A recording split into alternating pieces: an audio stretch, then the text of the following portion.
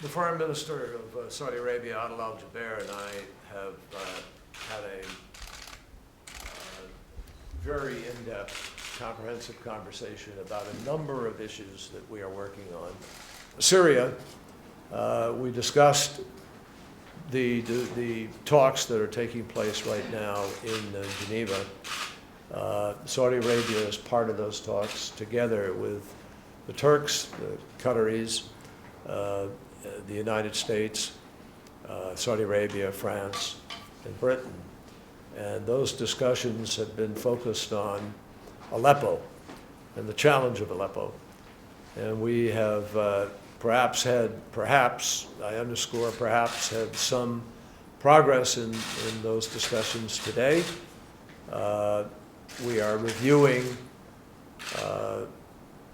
possibilities with respect to Aleppo. And when and if we have some kind of an agreement, we will certainly let you know. I'm not promising anything at all. As I said yesterday, we're working off of low and careful expectations, but high hopes that the agony of Aleppo can be addressed.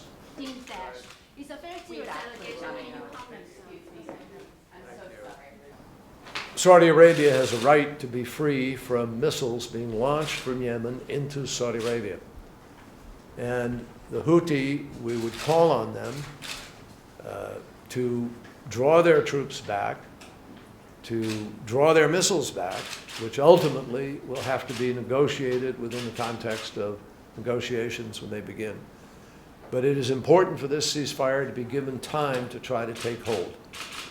And so there will be an infraction here or there. We all know that. But by and large today, the violence has been significantly reduced, and the parties have indicated their willingness to try to live by this. There is a center that has been arranged to be created, and the Saudis are already manning that center. We're waiting for the Houthi to show up, to be part of this process and be there. So hopefully, what could be a turning point will become the turning point that it could be, but it's going to take the parties themselves adhering to what has been arranged. We have indicated that we support the call of the Yemeni government for a cessation of hostilities, so the coalition countries are abiding by this. But again, I want to emphasize that we have a right to defend ourselves, we have a right to protect our borders, we have a right to protect our citizens, and we have to ensure that the other side maintains its commitment to the cessation of hostilities. Thank you all. Minister, can you comment on the WikiLeaks Clinton emails allegedly accusing Saudi government of supporting